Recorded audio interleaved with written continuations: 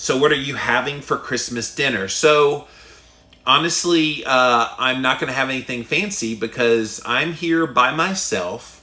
I don't have anybody to be with for Christmas this year. Kind of a strange year for me. Like I said, I'm going through some personal stuff.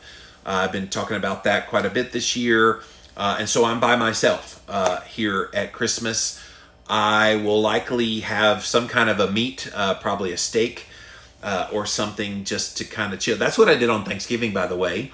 I did go visit my mom and my sister in Florida at Thanksgiving, and I looked at them and they were like, what are we having for Thanksgiving? I said, well, do you guys want turkey? And they're like, no. It's like, how about ribeye steaks? I went and bought some ribeye steaks and grilled them up on a grill. So I might do that for Christmas. I know a lot of people have food traditions and things like that. And if you're with family, people, different people bring dishes. But for me, I'm not a complicated human being.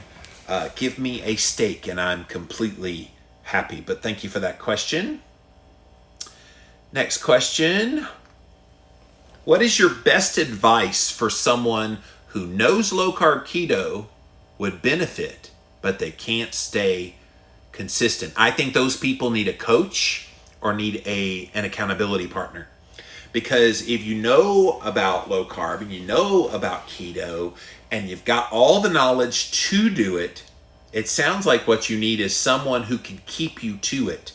Far too often, I think sometimes we have knowledge, but we don't have people checking in on us. So either hire a coach, and there's a lot of great coaches out there. I will insult my friends if I start naming them. But if you go on Instagram or Facebook, all over the place, you'll be able to see all the different places where you can hire a coach that can help you with a ketogenic diet. So definitely get one of those, or just get someone who will be an accountability partner, who will be honest with you.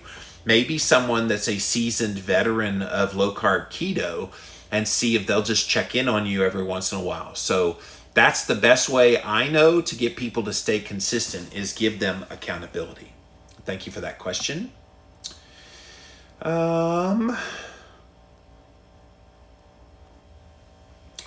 Why do you not put Jimmy Rants on podcasts anymore? So I've never had a Jimmy Rants podcast where we did every single episode of Jimmy Rants. I think at first we tried to do that, but we're at like 600 and something episodes now. That's a lot of podcasts because I do 5 a week. And so what we ended up doing after a while was, you know what? I've got this long-standing show, the Livin' La Vida Low Carb Show, the longest-running health podcast out there. Why don't we integrate the Jimmy Rants material into the Livin' La Vida Low Carb Show? So those of you that listen to my podcast and you know my voice from that, we decided about a year or so ago, maybe a year and a half ago, to play Jimmy Rants on Livin' La Vida Low Carb Show. And so Tuesdays is when we do that. So when we come back in the new year, you will start hearing, I'll go ahead and give you my lineup, by the way, for the new year. So when we come back in the new year, what's that, January 3rd? This is the first Monday of the new year. Fourth. Maybe it's 4th. Anyway, I'm getting confused. I think it's January 4th because Friday's the 1st, 2nd, 3rd. Yeah, 4th. And so that January 4th, on Mondays, starting January 4th, we'll have the One Step Deeper podcast starting to air, and we're making that into a podcast as well as videos. That will air on Mondays. On Tuesday, we'll have Jimmy Rants on the Livin' La Vida Low Carb Show. So it'll be one of my best of Jimmy Rants videos that you guys engage in. Most of the time I get like studies or something related to like nutritional health. If I break down a study, or if I talk about the vegan burger one that I recently did, lots of ideas that I can just do the audio on that Tuesday. So that would air on Tuesday, Jimmy Rants on Livin' La Vida Low Carb Show. Wednesday is a brand new episode, an interview with someone. My first guest, by the way, of the Livin' La Vida Low Carb Show in the new year will be Dr. Eric Westman and his girlfriend Amy Berger. They wrote a book together, End the Carb Confusion, I believe is the name of the book. And so I'll be interviewing them very soon, and we'll air that on that first Wednesday in the new year. And then on Thursday, I have a show called Real Talk. And Real Talk, I interview people about not necessarily nutrition stuff. And so my first guest on that show is this guy right here, Dr. Brett Hill from Australia. We recorded the other day, book called Rock Bottom, by the way. And yeah, we recorded at like 4 o'clock in the morning for me, but I'm up at 4 a.m. because it was like 8 p.m. for him, 4 a.m. for me. That was fun, but talking about how he hit rock bottom and came back. So that's the lineup in the new year. One Step Deeper on Mondays, Living La Vida on Tuesday, Wednesday with Jimmy Rants on Tuesday, new episode on Wednesday, and then Thursday, Real Talk. That will be the lineup in 2021. And you can get lots and lots. And all of those, you guys, are also in video form. I don't duplicate the Jimmy Rants in video. It's already up on video. But One Step Deeper on video, me and Brittany, we post those on YouTube. My new episode of Living La Vida Low Carb Show, the interview is in video format up on YouTube as well. And then Real Talk, same thing, video interview on YouTube. Whew. I'm tired already, and I haven't even started the new schedule yet. So, all right, let's see what other questions we have here.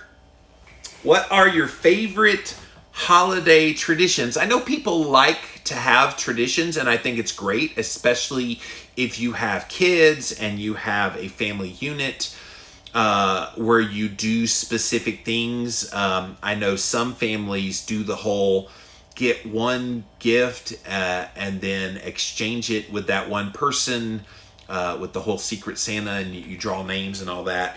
That's been fun. I know sometimes to teach kids the importance of giving, a lot of families, they will set aside a budget for the kids to buy toys for some other kid that's less fortunate than they are.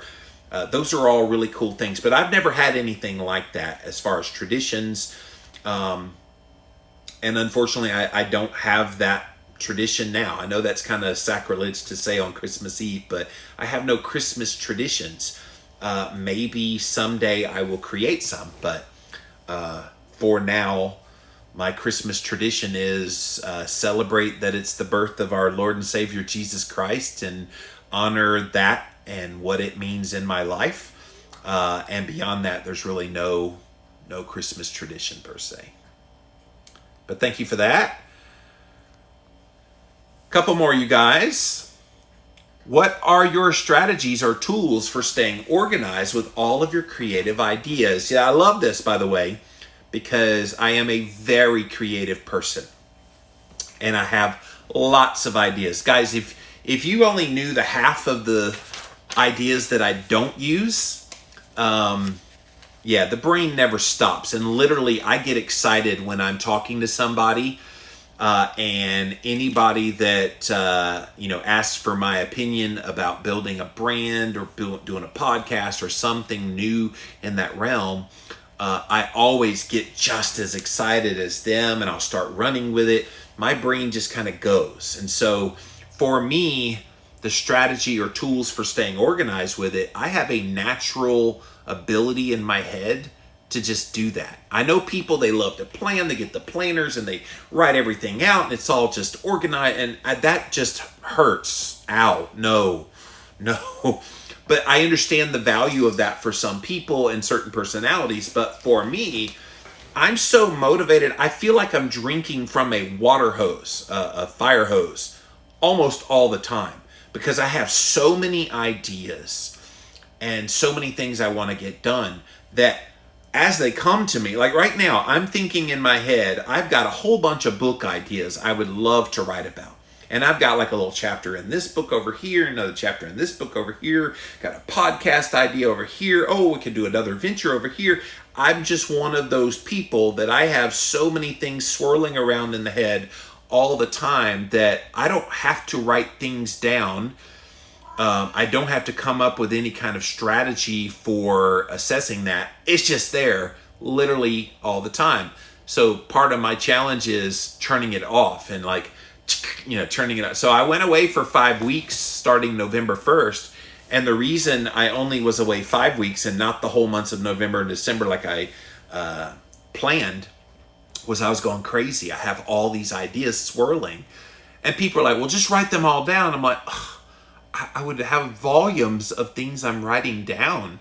It's not that I'm going to forget them. I can't stop thinking about them. And that's just how my brain works. But do what you got to do to organize it. But I think if you have ideas constantly flowing out of you and you're sitting on those ideas, shame on you.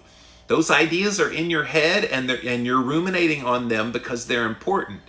So as an influencer who is constantly putting out content, I would say use that opportunity of it being in your head to get it out and do something with it. Even if it's nothing big, even if it's just a social media post, get it out of your head because it's going to be good things. And here's the funny part to me. Sometimes I'll think of something and in my mind, it'll seem, okay, that's kind of frivolous. It's not really that big. And I'll put it out there anyway. And that'll be something that'll end up impacting more people than the stuff that I thought would impact people. So never devalue what you think about. All right. And then finally, one more question. Have the V words always been something you've questioned, or is this a new interest? So great question. I have always thought it was odd we needed to shoot ourselves with a needle to prevent certain things. Now, I'm not anti-V word. A lot of people have kind of charged me with that. And I know it's kind of a pejorative to have the anti-VAXXXXA. And so they try to put people in a box and, well, you're just one of those. I've never bought into that. But I have found it very unnatural. But it's this new one for 9-1 Divock that really has my ire on high alert. Yes, people have been injured, especially a lot of kids, because of the mercury and the other toxic things that they're putting in there, and people are having reactions. So yeah, I've known of those vaccine injuries in the past. I know I just said it. But this new one, it was rushed. It's the first time we've ever had a modified RNA version of the V word. There's just so many question marks with this that I can't in good faith have any confidence in it. That doesn't mean that if you feel like it's something you want to do, you should not do it, but educate yourself. Look at what's happening. Pay attention. Stop trusting what you're being told and do some research. And you may have to research not on Google. You may have to go to DuckDuckGo. You may have to get off of YouTube and go to BitChute instead. BITCHUTE.com. Look that one up. Look at these alternative sources. Go to Parler instead of Twitter and Facebook. You got to find this information because this is your life you're talking about. So this new one especially has got my ire because there's so many red flags associated with it. And then I did a Jimmy Rants last Saturday on that ingredient that they put in there that's a known reactivity in people.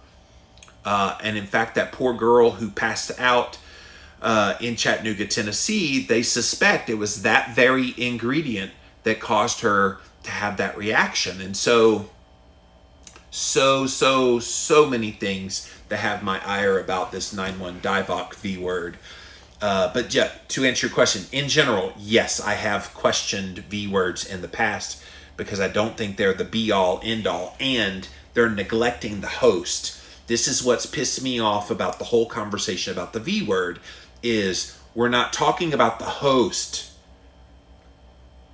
The host can have a great innate immune response to this thing if it hits, and it's no big deal. Metabolic Mike, if you guys don't follow him here on Instagram, Metabolic Mike got the Rona, and he talked all about it in a video on YouTube. Go look it up. But he got it, and he didn't really know that he had it, other than he lost his smell and his taste, and he had mild cold symptoms. That was literally all that he had. He had no idea that he actually had 9-1 Divock until he went and got the antibodies test, and then he had both antibodies. And so that's how he knows that he got it. But he said it was no big deal.